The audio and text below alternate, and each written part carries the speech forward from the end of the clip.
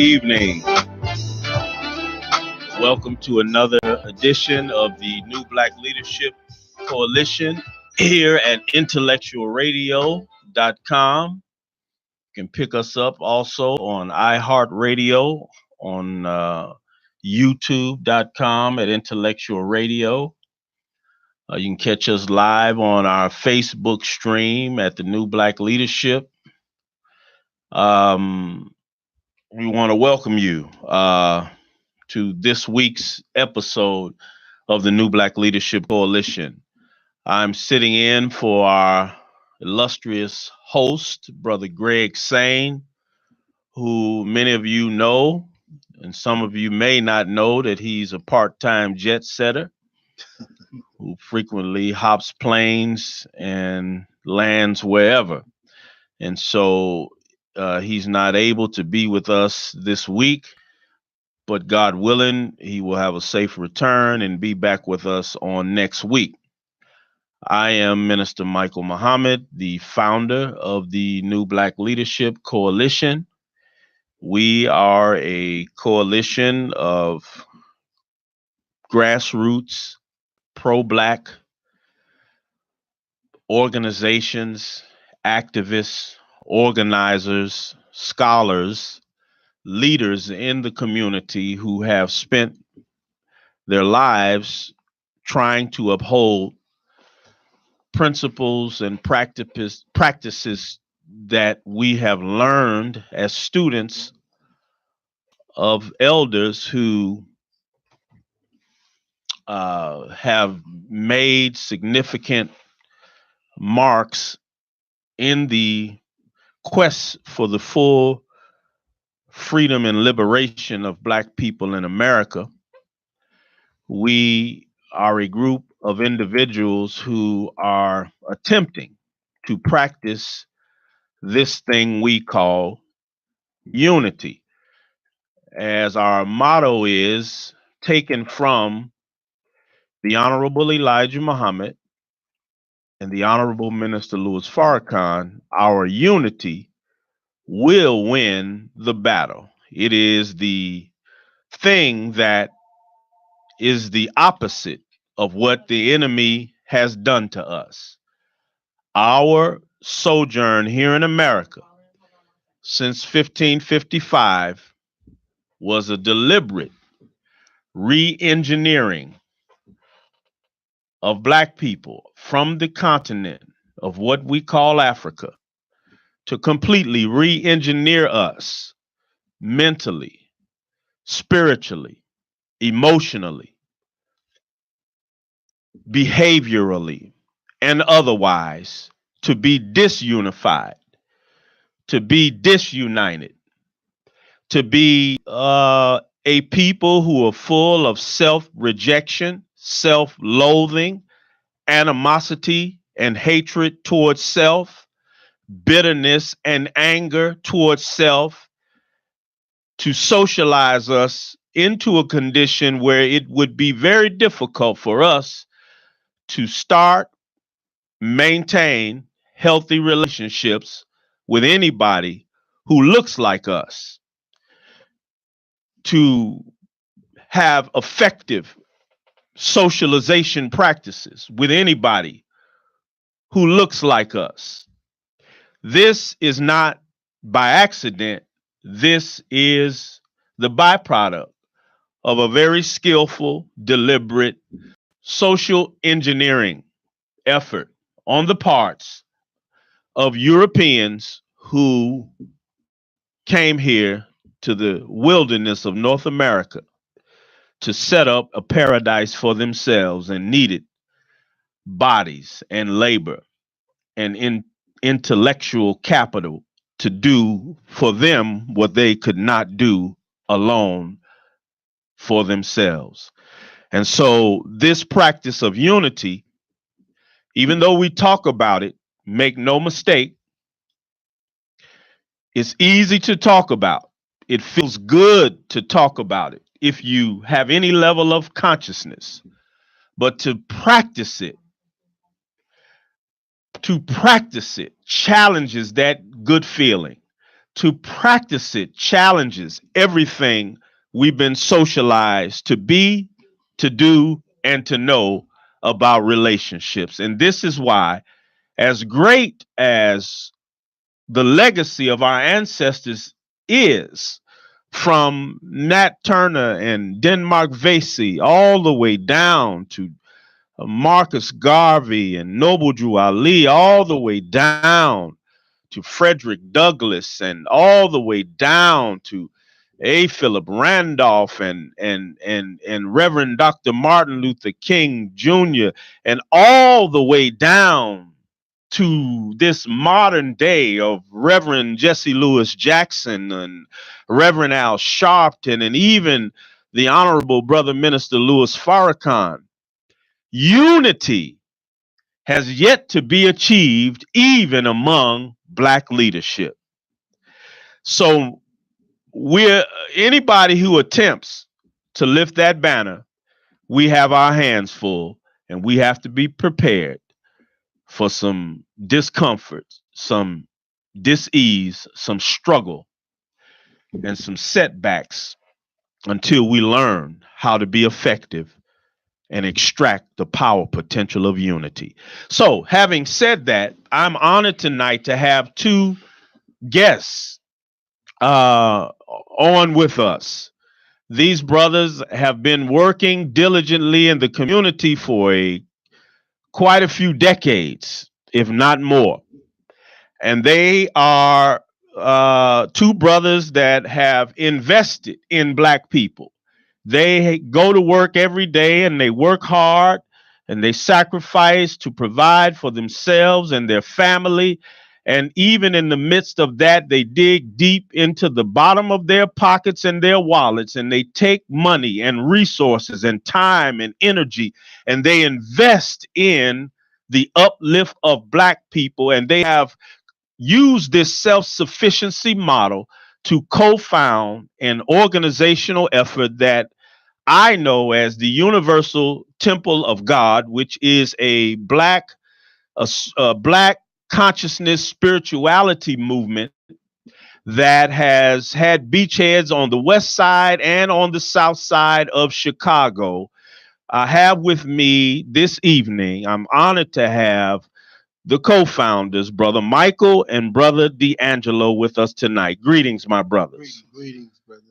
Thank you for being with us tonight. Thank you for the invitation. So I think we have a caller waiting. I may go to the call so we can go get the caller off hold. Do we still have a caller?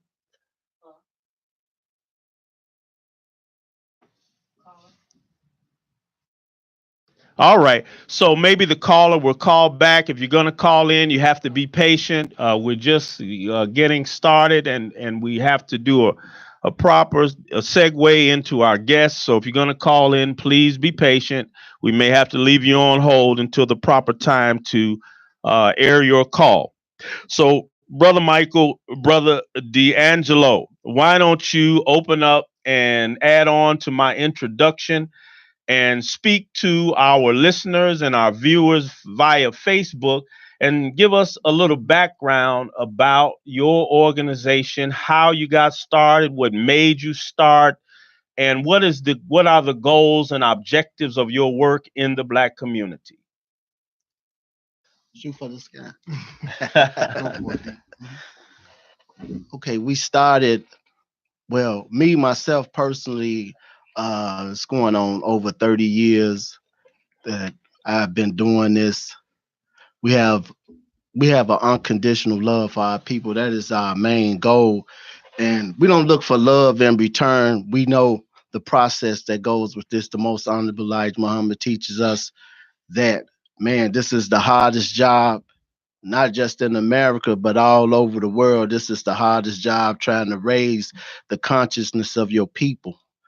But we're not going to stop, as we say, from the cradle to the grave. We're gonna do our best to do our part.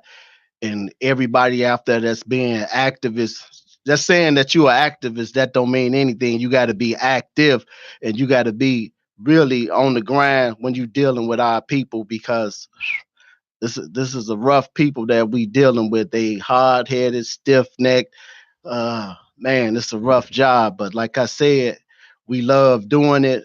We love doing our part, and that's all we could do. We're not concerned with what everybody else is doing. We know that you have to do your part. If you do your part, you know you've done your job. So in that process, we've met with all types of different organizations throughout the years, brothers and sisters from all walks of life. Like it's an honor and a pleasure to be with you, brother. I consider you to Thank be you. one of the realest brothers out here Thank because when we first met, uh, and we exchanged numbers and we've been in contact with each other from that point. And when I call you or you call me, we there for each other. That's love. I consider that real love, you. and Yes, I sir. and I appreciate you. I We come appreciate you from. too.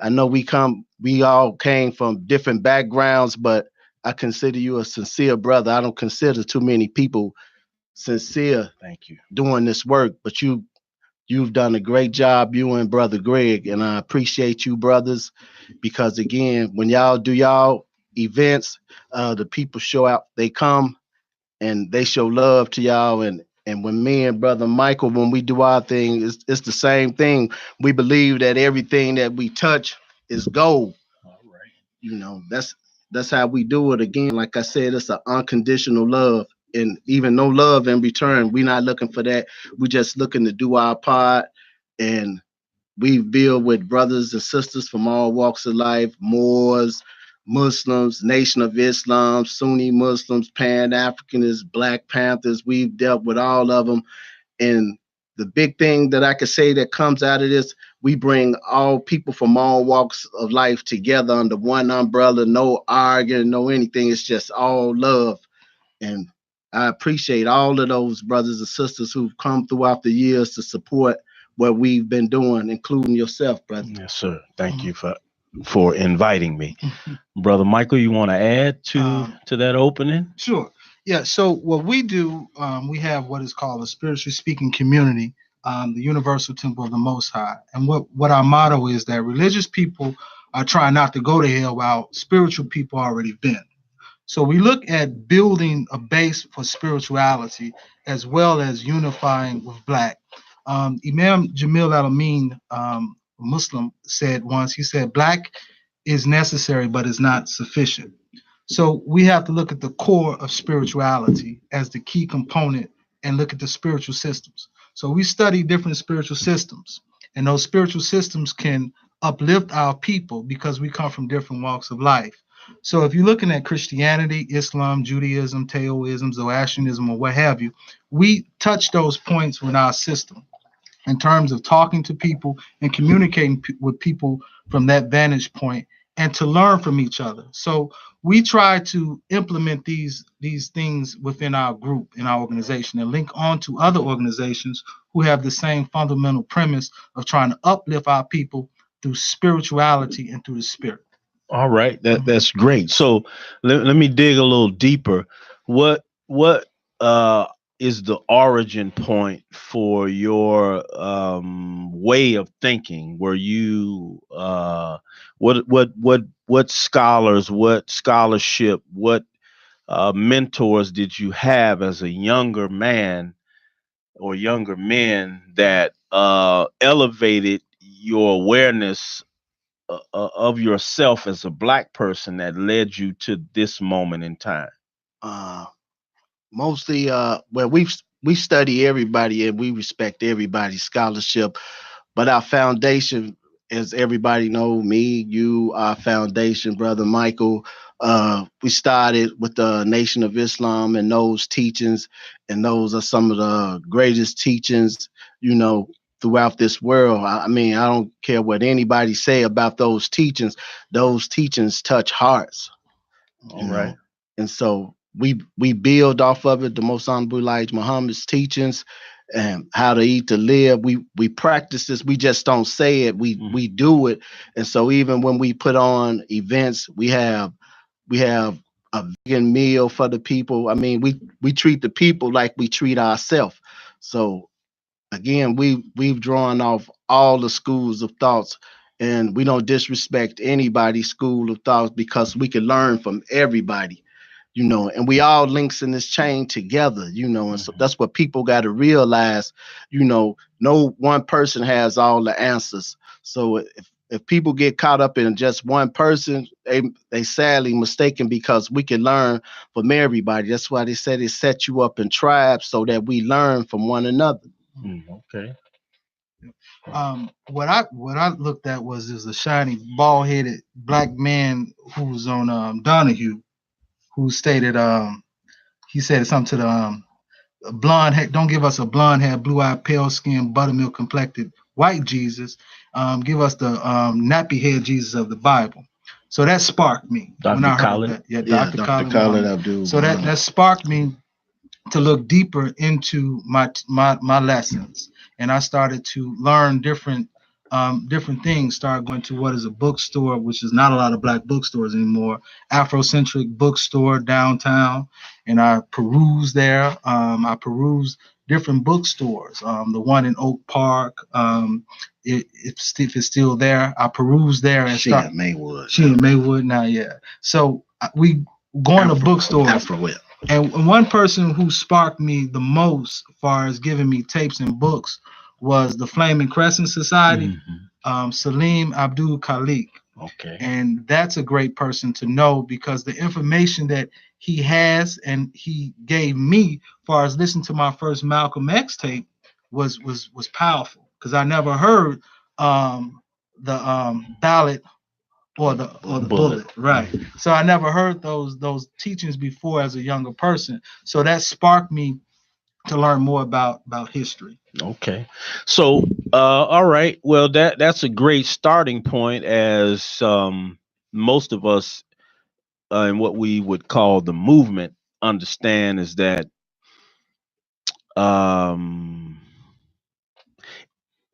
just put it like this: Islam has had a dramatic impact on the liberation struggle of black people in America, really around the world, but specifically here in America, especially because of Noble Drew Ali, starting with well, we have to start with Marcus Garvey, because he was protege of a Muslim, Deuce Muhammad, who helped him form his mindset. And then the Honorable Noble Drew Ali, who brought a form of Islam that was, after giving us a sense of identity separate and apart from this Negro concept.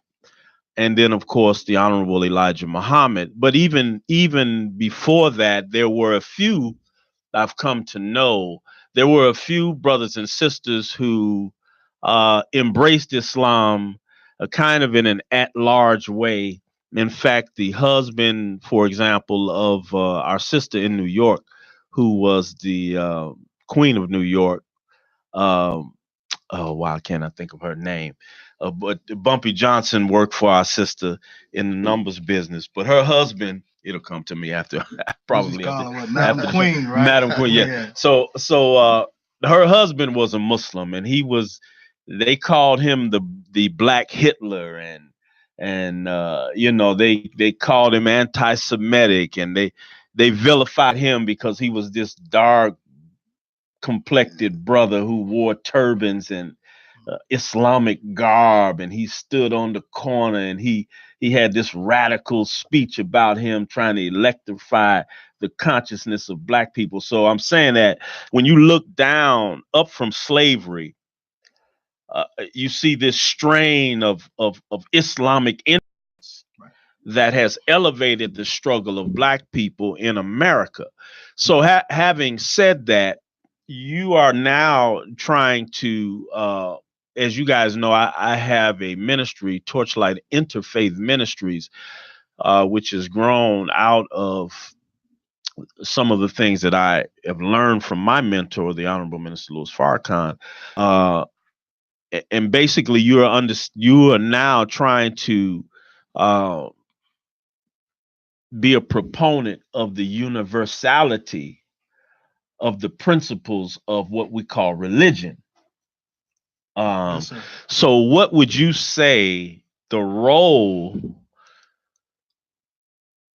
what is the role of religion, quote unquote, and or spirituality? What role should it play in the life of activists and leadership in the Black community? I, I feel this way, brother, and I'll take a page out of Brother Malcolm X notebook. And he said that no matter what your religion or whatever you believe in, he said, leave that at home. When we coming to the table, when we coming in unity for our people, no matter what your belief system is, you leave that at home. We coming together because I look at it like this, just like we don't believe in politicians. We don't believe in that. We don't acknowledge that because we believe that the messenger gave us, he said, do for self. If we do for ourselves and pull all our resources together, we don't need them. We don't need a seat at their table. We can create our own table and we could control our own politics, our own economics. We could do that on our own. We don't need them. We can control our own neighborhoods. When it comes down to the young brothers that's out here, the sisters too, we can't leave them out. We can control all of that. We can control our neighborhood. Like I take a page from Minister Caleb. He says, when real men stand up, boys sit down. So that's a true statement, very profound. You know, we can control all our neighborhoods.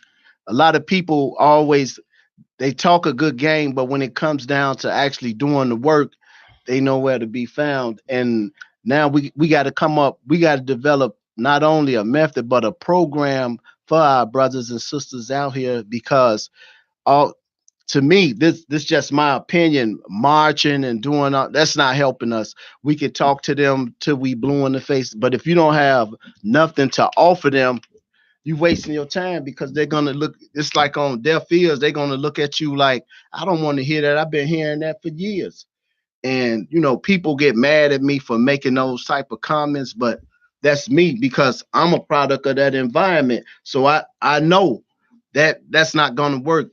Just you could talk to them till they're blue in the face. If you don't have nothing to offer them, you wasting your time. Okay. Okay.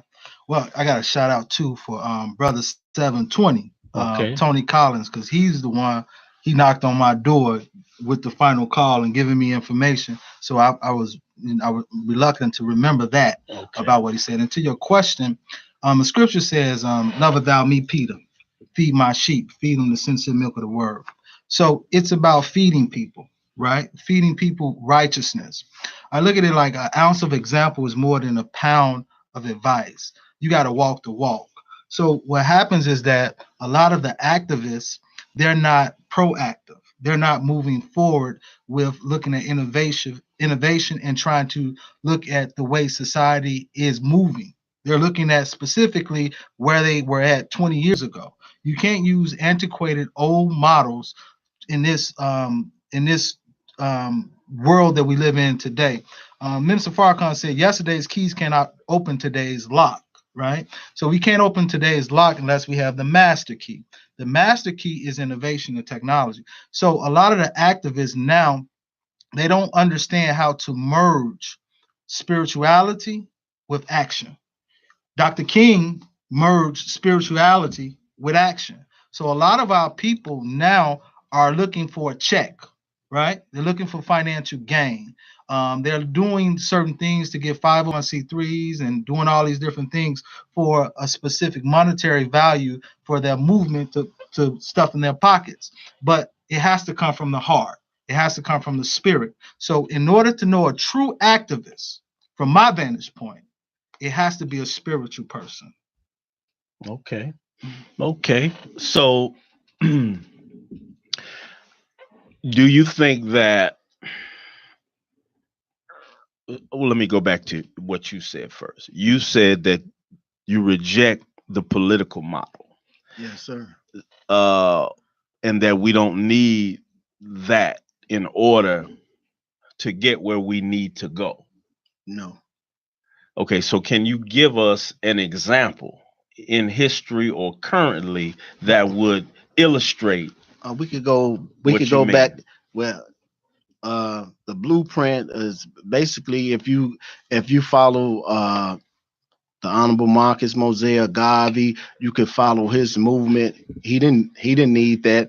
A, a big impact on us who showed us was everybody talks about Black Wall Street.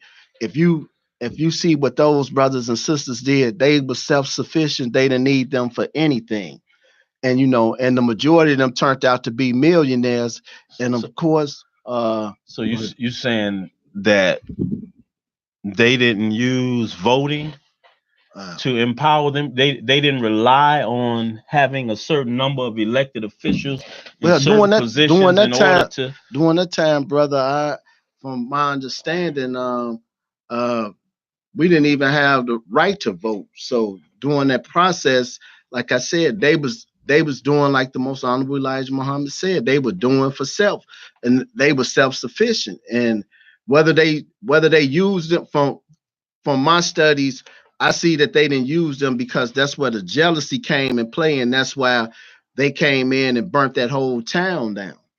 Okay. Because they were self-sufficient and they really didn't need them for anything. Just like today, I don't believe we need them for anything. If we pull, like I said, if we pull our resources together, if we come to the table and get on the grind and stop pointing fingers at each other, and everybody can't be a leader because some people don't know how to lead. That's just facts. A lot of people don't know how to lead. Well, most people that we call leaders are not leaders. They're actually what I call middle managers. And so if you look at the people we call leaders, starting with 99% of our elected officials, they have a mindset that make them good to be a middle manager. And the middle manager is a little above the supervisor. So when there's a problem, the supervisor that's not on the standard operating procedures of the supervisor, the supervisor can call the middle manager, and the middle manager can think a little bit outside of the box, right? But even that middle manager is afraid to go too far because there's a regional manager or somebody like that over them. Right. So most of our elected officials, I consider the supervisory middle manager type thinkers. They're not going to make decisions that don't please white people that they view as the source of power, right? So even now in Chicago, we just elected a Black woman. We've got a Black person over CHA, a Black person over Chicago Public Schools, a Black person over the police department. We've got some Black people in significant positions that should mean power, but they really don't exercise power and authority when it comes to helping redress the Black life. They kind of maintain the status quo, right? And they trickle a little bit of benefit out in a safe way that it doesn't upset their salary and their pension and all of that kind of thing. So most of us that call ourselves leaders, we're not really leaders, we're managers, and we manage systems that have been put in place by the oppressor of our people. I mean, the brother running CTA, he's not going to change the system. Right. If he sees and knows that there's part of the system that makes it harder on Black riders than white riders, 9 times out of 10, he's not going to change that system. The brother at CHA, he can go in and see all the contracts are going to white contractors. 9 times out of 10, he's not going to say, right, we're going to reverse that, right? Right. Black people have been running Chicago State University for a long time. That's right. But nobody has yet said, right, we're not just going to hire Black professors. We're going to reverse these contracts and put some real wealth back in. So what I'm saying is, I agree with you that Black leadership is not really leadership. So my question to you behind all of that is since you are advocating this spiritually based effort, this spiritually based consciousness, in what ways in what ways do you see that bringing in new leadership? In what ways can we use that model to identify who we should qualify as leaders in the Black community, if you understand what I'm saying? Okay. Dr. Khalid Muhammad said this, and he said with the agreement of Malanga Karinga, he said Black is color, consciousness, culture, and a cosmic connection with the deity, how you hook up with God. So those are the criteria that we look at far as being Black. Okay. So once one, The Momo's gonna be mad. well, for the lack of a better term, we use the word Black, but it's truly more. but however, the core component of it is that we have to define what we want and define it based upon that criteria of Black. We don't define terms properly, and this is why we're in the condition that we're in today, because people are listening to what they want to hear, but they're not listening to what is actually happening or what is going on in this day and this time. So I look at, we need to define what the word Black is, and that's the core of what we look at as being Black. Okay, so how would you identify somebody in leadership as somebody who possesses those attributes? What would I look like? What would I sound like? What kind of decisions would I make? What kind of circle would I move in? You can tell a tree by the fruit it bears. So you look at the person's actions. You look at the people who are out there who are doing the work, right? So it's a basic model, right? Fred Hampton, Chairman Fred Hampton Sr. said observation and participation. You observe and you participate. That's how you learn. So you have to be out in these circles. So we back the ones who we know doing the work. Well, okay, that's a start. Yes. But I'm saying, as a young brother, I've been an activist since the 6th grade. Yes, sir. I've been to a whole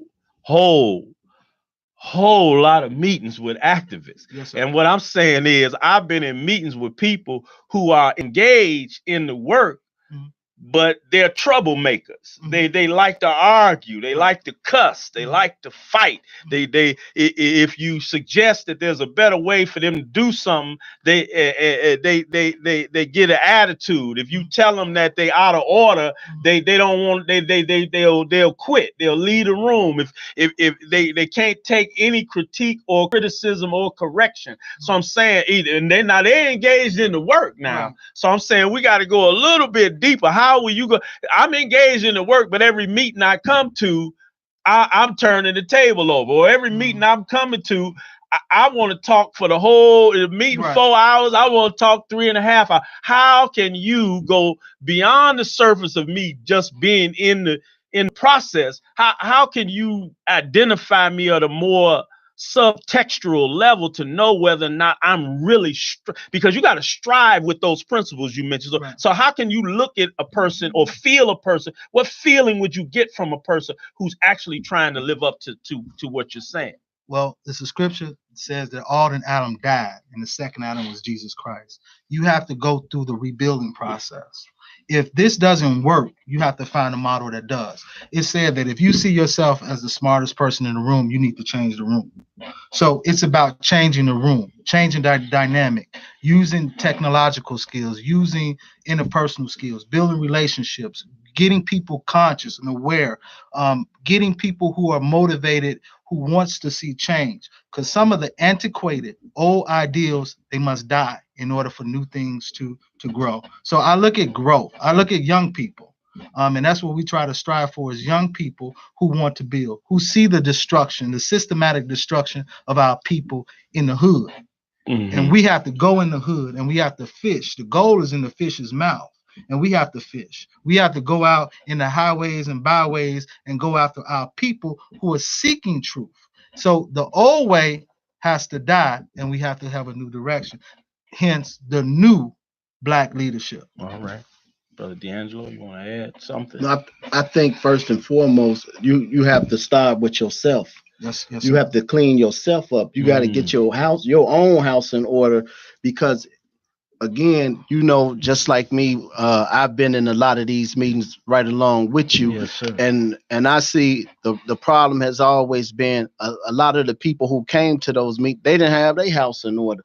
So you got to get your house in order. You got to come correct yourself, and then of course, as he's been saying, you have to lead by example. We have to be an example to the people. So when the people are looking, they looking for an example. They not looking for somebody just talking. And then you gotta show them. You gotta lead by example. We got too many people that's doing a whole bunch of talking, and a lot of people are not actually doing the work. They talk a good game, but they're not doing the work. Yeah. And so that's where you got to start at. You got to start with yourself. Okay. Okay. So now you guys talked about touching on all of the faith paths that we call religion, Buddhism, Islam, Christianity, et cetera, et cetera, et cetera. So that's a realm where if we want to start a fight real quick, Mhm. the old saying is, if you want to start an argument, you talk about religion or politics, Yes. right? So what about me if I'm an activist? Yes. And I think that because you mentioned marching and all that, well, what if that's worked for me? I built my organization marching and carrying signs and protesting, and they gave me a lot of grant money, What and works for and you? I met a lot of I met a lot of important people. I got invited to a lot of banquets and galas, and I got my picture in the paper, and I've been on the news and all of that. And now here you come telling me, that I don't know, maybe you want to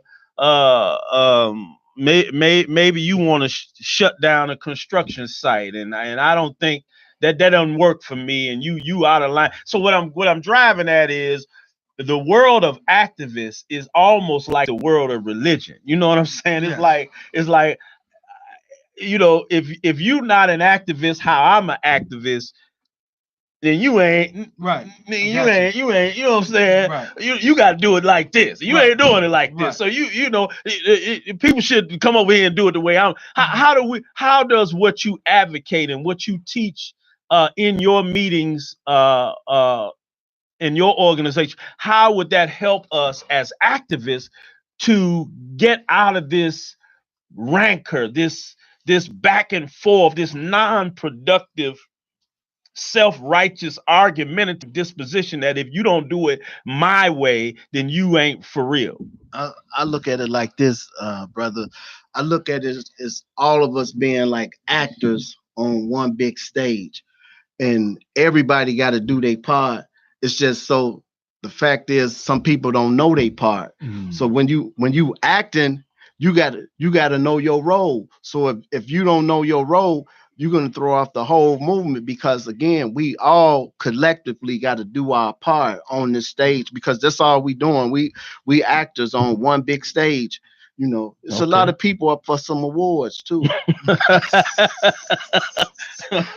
They great actors. Yeah. That's right. That's what Brother Greg calls them, actorvis. Yeah, that's interesting. Because really, I mean, it's really a deep thing as you sit back and observe us with our aspiration to be somebody, our aspirations to be the new voice, the aspiration to be, recognizable, a household name, and all this kind of thing.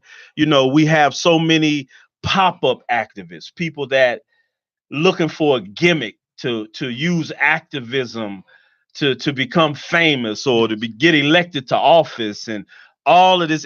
It's so for me, the real issue is not the masses. The real issue is leadership. Okay. All right. So that's why this concept of new black leadership, it for me is so paramount, because being a part of organization my whole life, from my experiences and observations and study, it's never the followers. It's always somewhere in the leadership where there's a block, there's stagnation and corruption, right? You don't think they've been bought and sold? Many times that's true. Because as you know, most of the strong black movements have always been infiltrated by FBI, by special police units, who go in and they send paid agents in, and they also co-opt members to become informants and gain positions of power and influence in an organization, right? And then even if I'm not a paid agent or an informant, many times my ego need is so big. My need to be seen, my need to have all the money, my need to have all the power I become a corrupt force. Even though I start out as a true believer in the fundamental principles, right, I become an agent of the enemy unwittingly, because my desires and my urges become so exploited, so especially which let me ask you, what role do you think social media what impact do you think social media has on the behavior of black leadership today? To me, none. I think to me, it always goes back to the individual. It's up to you. It's like he said earlier. You could tell a tree by the fruit it bears. So if you get caught up, like they say, enter the web. When you going on these different sites and all that, and you buy into, you can't believe everything that's being fed to you. You can't buy into that. So we in the age now of knowing, not believing. I don't want to believe anything. I want to know. So when you try to sell me a bill of goods, I'm gonna look deep in your soul and say, nah, brother, you wrong. So I want to know. I don't want to believe. So a lot of these people, they get on social media for all the wrong reasons, and they as they say, they dirty laundry and all of that. That's not what it's for. I seen where the minister once said, flood their timelines with this information. And so why we got an opportunity, because they could take it away at any time, or they'll put you in Facebook jail or whatever, and it's up to us. It's up to us to say, look, that's we putting out this information. We know everybody's not going to get it, and this information ain't for everybody. It's only for. That's why they say the harvest is ripe, but the labors are few.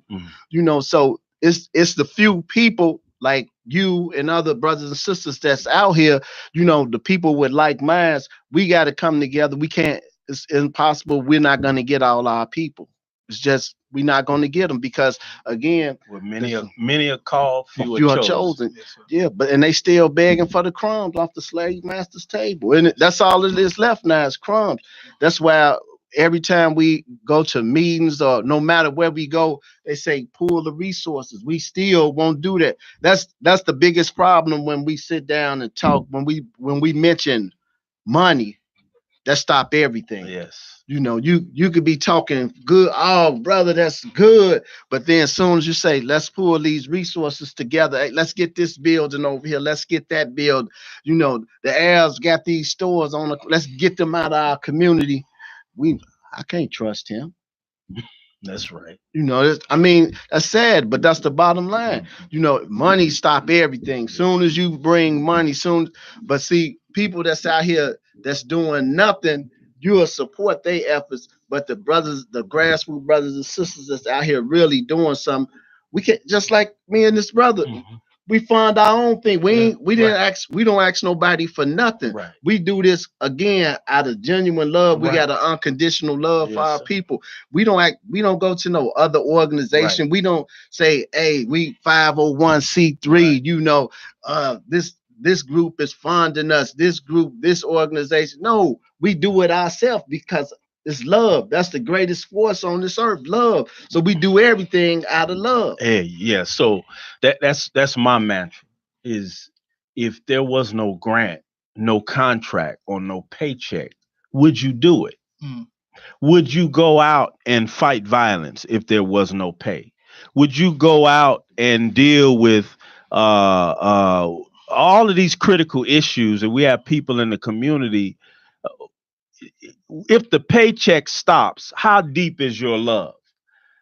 Why do you have, if you sold 10 tons of drugs in the community, you drop bodies, you kidnap people, you brutalize people, you turn mothers and fathers out with prostitution.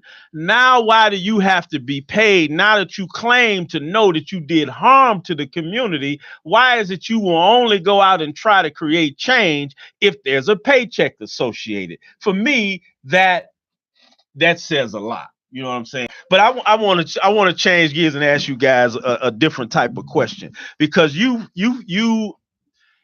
I've been to meetings. I've been to your West Side meetings. Mm-hmm. I've been to your far South Side meetings, yes, right? So if you talked about going out in the community, right, engaging the people, mm-hmm. If you could say, maybe you can't say, maybe you don't see a difference. Is there a difference between engaging Black people on the West Side versus engaging us South Side folk? Well, I can say this, that when it comes to leadership and people, you have the 85%, you have the 10%, and you have the 5%. You're going to have that in anything that you have. If anything, any dynamic that you have, you're going to have 5%. The poor righteous teachers, the ones who seek wisdom, mm-hmm. knowledge, wisdom, and understanding from the cradle to the grave. Yes. Then you got the 10%. Those are the vicious ones who are trying to hold the 85% and the 5%. And the 85% is the ones who don't have the knowledge of self, who are deaf, dumb, and blind to the knowledge of themselves. So if you look at the West Side, the South Side, if you look at Cincinnati, if you look at Mississippi, if you look at Gooseneck, Nebraska, mm-hmm. right? You're going to find the same element. So talking to our people, it's a spirit, mm-hmm. it's a love, it's a kindness, it's a joy, and they reciprocate that. Mm-hmm. So when our people see that, and they enjoy that conversation, they enjoy the drums, the African drums, they enjoy the communion, the talking about different religious points, religiosity and religiousness. They enjoy that conversation. They enjoy being around a humble spirit, a loving environment. Wherever our people go, you see the same spirit of love and unity, mm-hmm. with the 5%. And they're teaching the 85%. So I'm talking about the 85% now. because I, as you know, I've done a lot of work all over town. Yes, sir. And for me personally, mm-hmm. I get a different energy on the West Side when I'm in the trenches, mm-hmm. than on the South Side. Maybe because I'm from the West Side.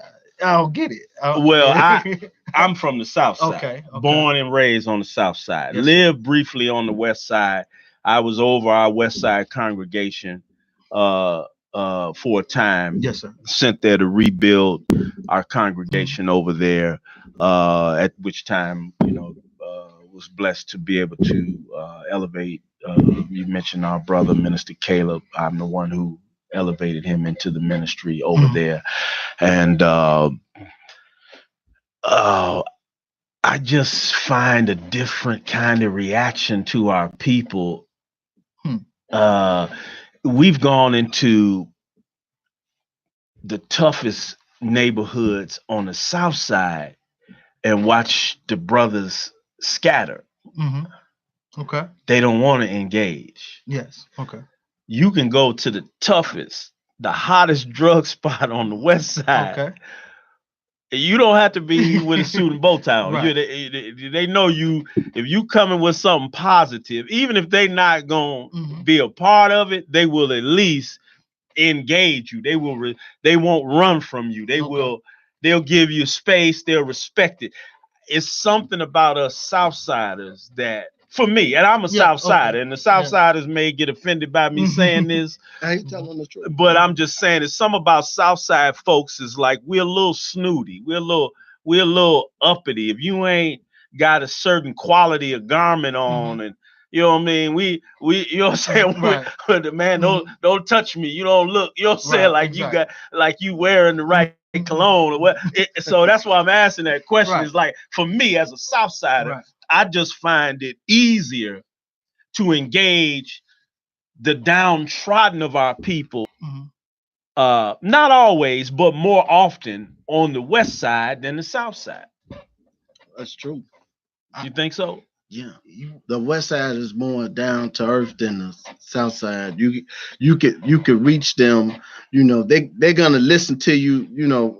I've known because I've talked to people on both sides of town, and when you reach out to the west side people, they receive you better. It's basically you said it. Okay, so it's not just me. I haven't had that experience because Okay. when I talk to people, I get the same deal. Okay. Maybe it's a little generation gap, Okay. but I get the same feeling. Okay. Yeah. Okay. It's just a random question Right, I yeah. wanted to ask because Yes, I sir. know you all have also worked on both sides Right. of town. Mhm. And I just find the dynamic interesting, I think with people from the south side, it takes a little more time to warm up to you. Mhm. West side people are more prone to just talk. Okay. Right. Yeah. So I think it takes a time to warm up. Okay. To get to know you a little bit more. Okay. So moving forward, what are your top goals and objectives for your organization moving into the rest of 2019 into 2020 and beyond? Do you have certain aspirations or goals or objectives that you're trying to accomplish with your time and resources that would be of a benefit, a continued benefit to the community? Or anything that you can share with our audience? Well, our goal has always been to uplift fallen humanity, always. But our biggest goal right now is we're trying our best to reach out to the youth, the younger generation, because we know they got to carry the torch. We know without them, we're not going anywhere because we getting old now. We're getting older now. So somebody got to come.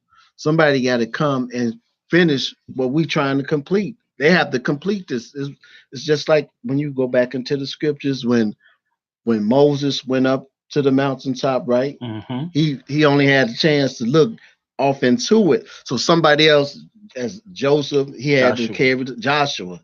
Yeah, he had to carry the torch. Mm-hmm. And so that's our goal. We want to reach the youth, and we want to reach our sisters too, because it's so much going on with our sisters, and they're not really seeing the big picture and what's really going on.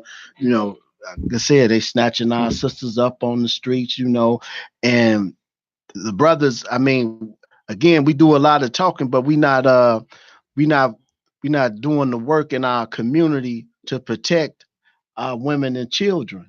We talk a good game, but we got to do it. I agree, but the conundrum really is, if we just speak frankly, the Honorable Elijah Muhammad said this: you cannot protect what you don't control. Right. So, and there's an issue with control in Black male and female relationships. Yes, sir. So if I suggest to my daughter or my wife or my significant other, look, when the sun goes down, stay away from these places. Right. You know what I mean? Yes, sir. These places are safe or safer. Stay away from these places. And our women are socialized to feel like that is out of order. Right. Because I'm out late frequently into the wee hours of the morning. Right. And it always strikes my mind to I see young women, teenagers, 20-year-olds, 30-year-olds walking in rough parts of the neighborhood by themselves. Right. So I agree we should be protectors of our women, but how do we protect what we don't control? We got to get a hit squad. Man. I agree with that. I agree with that also. Now he's talking crazy. I'm saying Angelo is. I agree. I agree with that.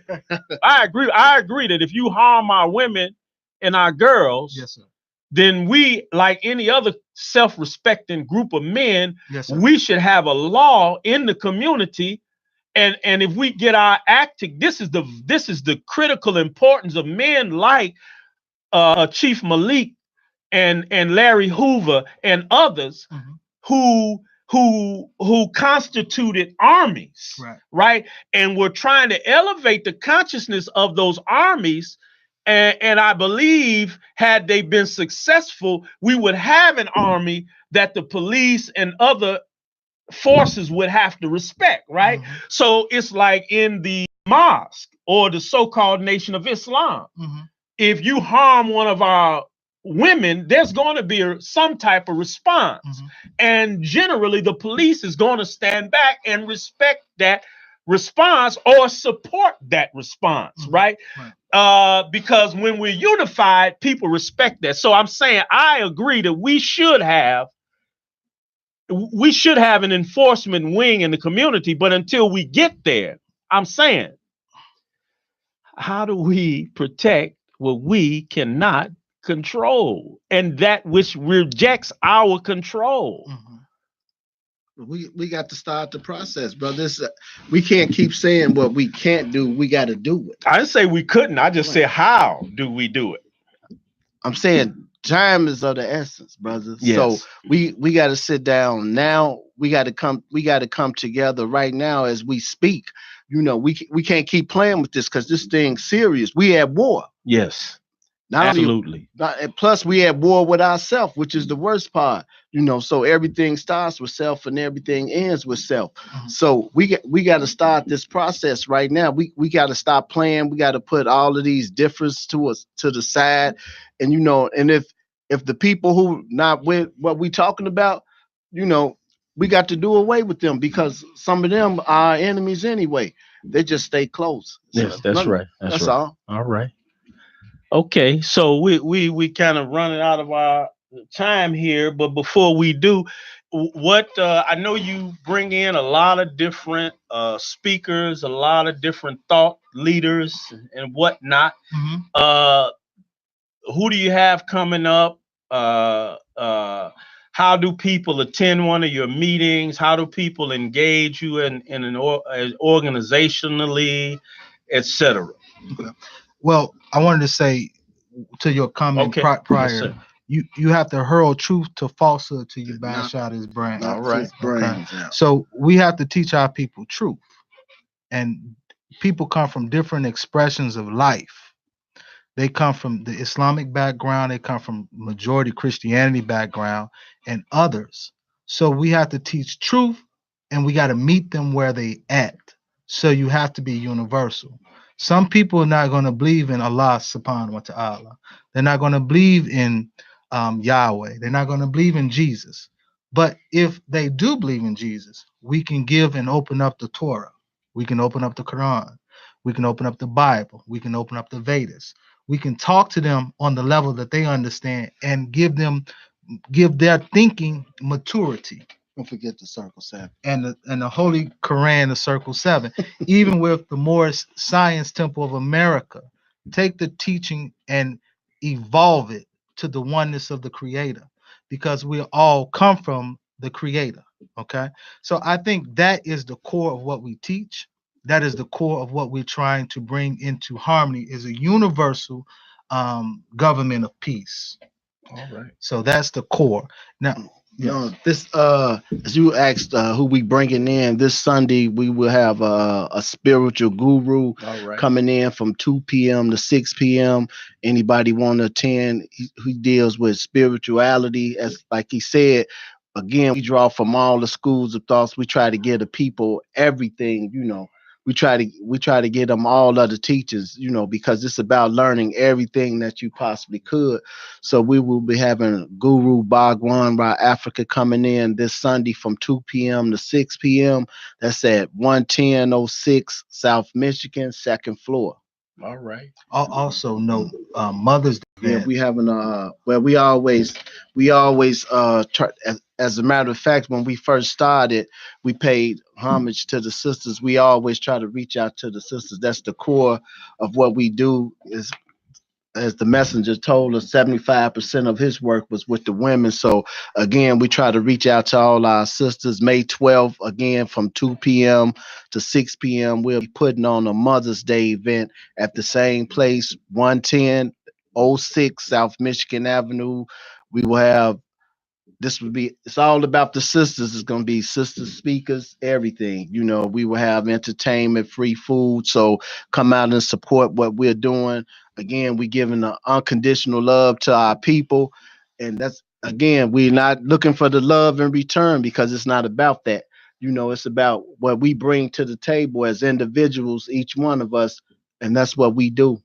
So you telling me I can come and get some rib tips and Oh, some chitlins. We having some vegan chitlins and vegan hog all maws. right. that would be interesting. So people can repeat the address and the time again. The address again is 11006 South Michigan Avenue In Roseland. The second floor. As a matter of fact, it's brother Cam's spot. Everybody know that brother. We want to give a shout out to him for letting us use Cam Howard? Yes, sir, for letting us use his facility. Gratitude, brother. Yeah, he was recently a guest here Right. with us. I don't know if you saw that show, but we were honored to have him here. Yeah, so we want to encourage everybody to go out to the Universal Temple of the Most High with our brothers, Brother Michael, Brother D'Angelo, and get you, as Dr. Collett used to say, a checkup from the neck up.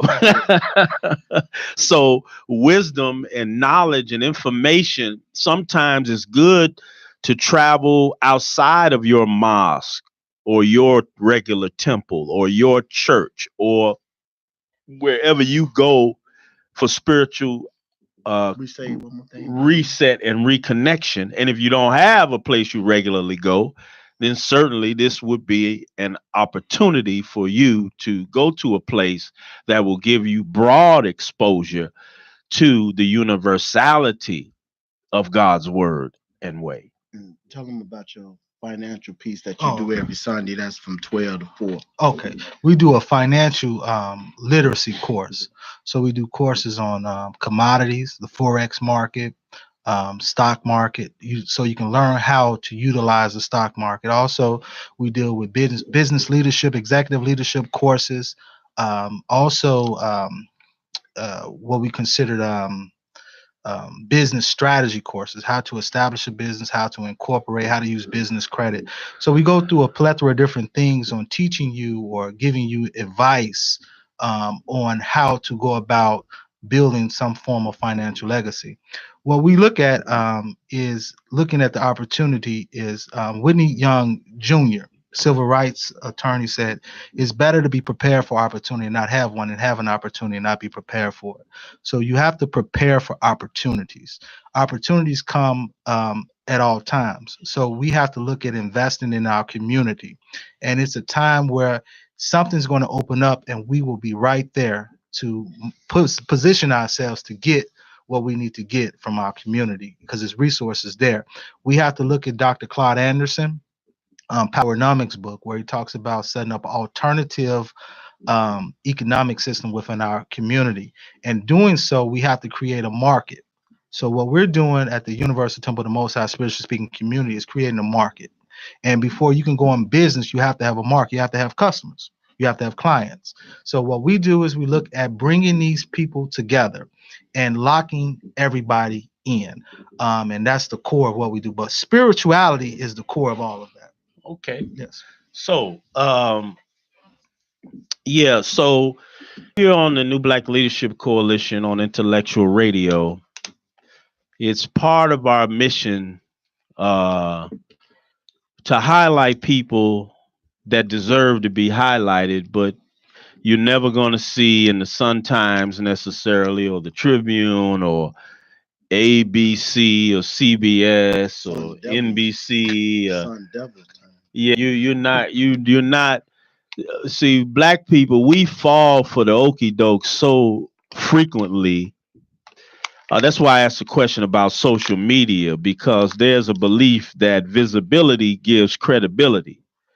And we're so brand conscious today. Everybody wants to be their own brand. Everybody wants to brand themselves, and we do what brings visibility, and we focus on visibility. But frequently, those of us with the most visibility have the most suspect character. And so the people that are most visible are usually the ones that are easy to pacify with a little money. And they forget hurt and pain, because now they not hurting and they not in pain, and they forget about those of us who are still hurting and in pain, and expect those in leadership to make a change that they will benefit from. So part of the mission of our show is to bring brothers like Brother Michael and Brother D'Angelo, who've been working in the community. You heard Brother D'Angelo say 30 years. That's a long time. And if you never met these brothers, you need to go out to their meeting Sunday, 12 o'clock, is it? Or 1 o'clock? This Sunday is 2 p.m. This Sunday is 2 p.m. to 6 p.m. to 6 p.m. You need to go out 110th in Michigan and meet these brothers and examine them. Check out their work. They're working on our behalf. And if you show up with $1, donate $1. If you show up with an extra $5, donate the $5. Miss a pack of cigarettes or half a pack of cigarettes. Miss a pint of wine and come miss a concert. Okay, miss a pair of shoes. Miss a new suit, and donate to some brothers that have been making a financial sacrifice to try to elevate the condition of poor Black people for a very, very long time. I want to thank you, brothers, for being our guests tonight. Thank you, brother. And we look forward to having you back on the show real soon. And I want to thank all of you who tuned in to us and tune into us week after week here at the great studios of Intellectual Radio, where the founder here is Brother Earl Winfrey. His super producer assistant is Wanda B, who you can catch on her own show on Sunday evenings and probably some other nights too, who's here sitting in producing for us tonight. All of you, please share this show. Please share this show and get the message of these brothers out across social media. Thank you. God bless. Peace. Peace and love. All right, brothers. Thank you. Sir?